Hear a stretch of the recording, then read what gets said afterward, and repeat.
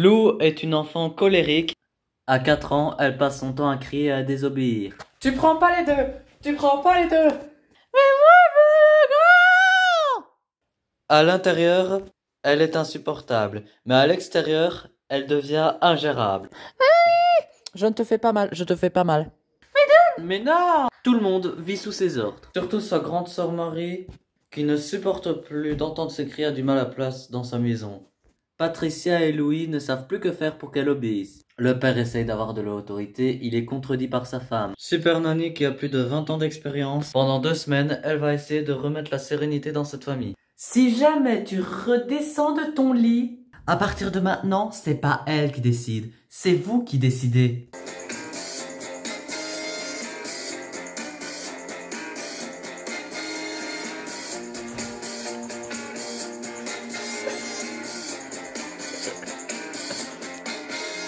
C'est après Empire, près de Saint-Saurin, qui vivent cette famille.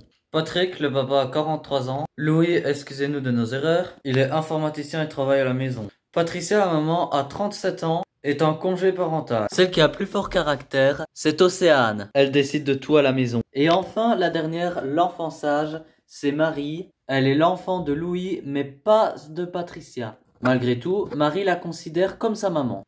À 4 ans, elle est ingérable et refuse systématiquement d'obéir et n'en fait qu'à sa tête. Ses parents n'en peuvent plus et savent pas quoi faire pour la calmer.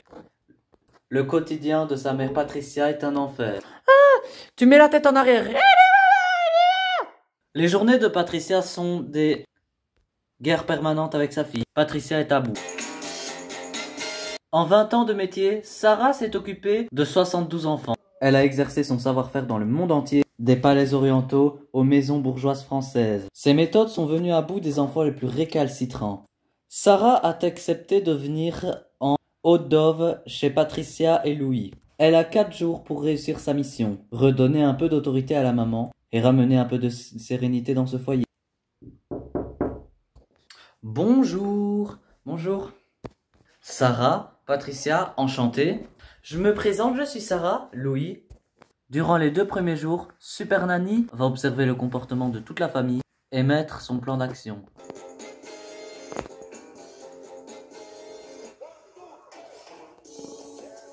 Premier jour d'observation pour Super Nanny. C'est l'heure de la douche. Fidèle à ses habitudes, Océane fait de la résistance. Allez, allez, non, tu vas à la douche.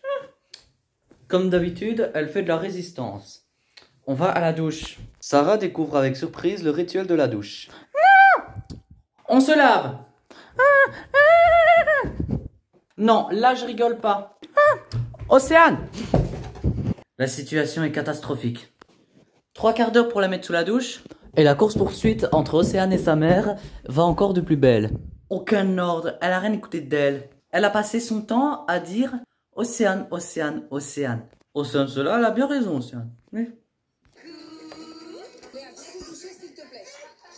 C'est l'heure du dîner. On constate que tout le monde est à table, sauf évidemment Océane. Océane qui joue, Océane qui n'en fait qu'à sa tête, et Océane, comme en son habitude, veut la meilleure part. Voilà, on mange.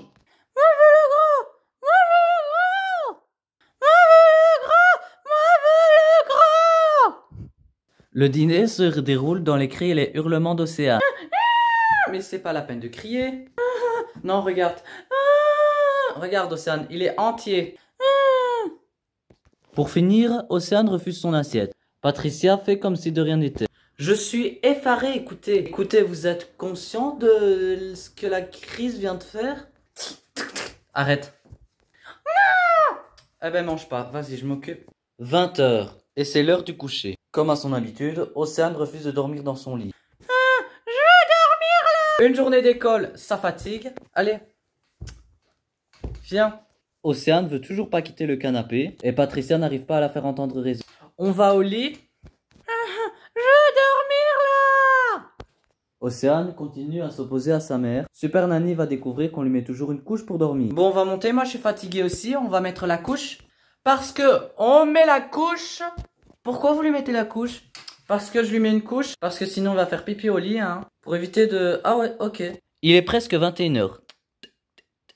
Océane accepte enfin de monter dans sa chambre. Cette fois-ci, c'est sa mère qui va la proposer de choisir le lit ou le canapé. Tu veux aller dans le canapé? Faut pas faire de bruit. C'est pas en me tapant avec tes pieds que ça va marcher. 23 heures. Comme d'habitude, Océane ne dort toujours pas. Elle est en pleine forme et joue dans le salon. À bout de force, elle craque devant Sarah. Là, ce soir, je craque parce qu'elle n'arrête pas. Je baisse les bras avec Louis parce qu'on a baissé les bras tous les deux. C'est ça qui est dur. C'est parce qu'on n'arrive pas à la rattraper. On n'arrive plus du tout. Ça va aller. On fera du travail ensemble et on fera du bon boulot. Oui.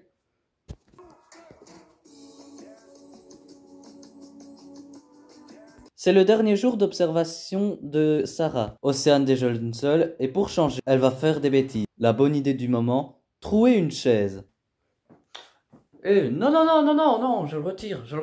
Non, je le retire, tu vas pas faire une destruction de la maison quoi. Madame a dit que c'est pas grave. Ben non, c'est pas grave. Ben si c'est grave parce qu'il faudra falloir changer de chaise après. Ben si c'est grave. Ben non, c'est pas grave. Faut pas que la fille reprenne la même phrase non plus. Ben moi j'ai dit que c'était grave, voilà. Contre l'avis de son père, Patricia lui redonne la fourchette et continue à maltraiter la chaise. Mais non, c'est pas. Mais si, c'est grave. Mais attends 2 minutes. On va manger. Après on n'aura plus de chaise. Regarde ça, je sais recoller une chaise, mais ça je sais pas faire. Vous êtes en train de vous enquiquiner pour une histoire de chaise? Excuse-moi, est-ce que ça vous arrive de prêter oreille à ce que votre mari dit? Ben moi, si je la force pas à manger. Non, ne la forcez pas. Si elle veut pas manger, elle mange pas. Si elle veut pas s'asseoir, elle s'assoit pas. Elle ne veut pas se tenir correctement à table, elle se tient pas à table. Je peux vous voir? Je viens vous parler. C'est l'heure du diagnostic. Après 2 jours d'observation au sein de la famille, Sarah convoque Patrick et Louis. Elle va leur faire part de ses remarques. Alors, j'ai des choses à vous dire, des choses pas très agréables, ce qui est indispensable pour le bien-être de votre famille. Vous êtes démissionnaire. Vous n'êtes pas démissionnaire dans l'amour, vous êtes démissionnaire dans l'éducation et l'autorité. Est-ce que vous savez ce que c'est déjà de l'autorité? Non, pas vraiment. Vous ne savez que dire chut, arrête, chut, non, chut. C'est pas comme ça qu'on parle à un enfant. Océane est un enfant capricieux. Et vous, madame, vous l'obéissez au doigt et à l'œil. Elle ne sait pas parler, elle hurle. Elle hurle du matin au soir. Avec le diagnostic de Sarah, Patricia et Louis viennent de vivre un moment désagréable. Cette fois-ci, ils décident de faire face. Le lendemain, Sarah passe à l'action. Elle va présenter les nouvelles règles du quotidien. Pour Sarah, les appliquer à la lettre, c'est la clé de la réussite. Moi, j'arrive ce matin avec les nouvelles règles et à partir du moment où je les affiche, on les respecte. 11 heures. Un vrai déjeuner. Vous m'avez dit que vous savez pas le faire. Moi, je suis là pour vous montrer. 18h30. Océane se douche sans cri. Je ne veux plus entendre hurler. 20h. Coucher de Océane. Dans leur lit. Océane, tu as un lit. Tu dormiras dans ton lit. Est-ce que tu as compris? Tu enlèves la titine et tu me dis oui. Est-ce que tu as compris? Oui. 20h30, les parents dînent ensemble. Vous allez pouvoir, monsieur, avoir un vrai dîner avec votre femme. À tête, vous avez besoin de ça. Les objectifs. Océane, obéis à ta maman.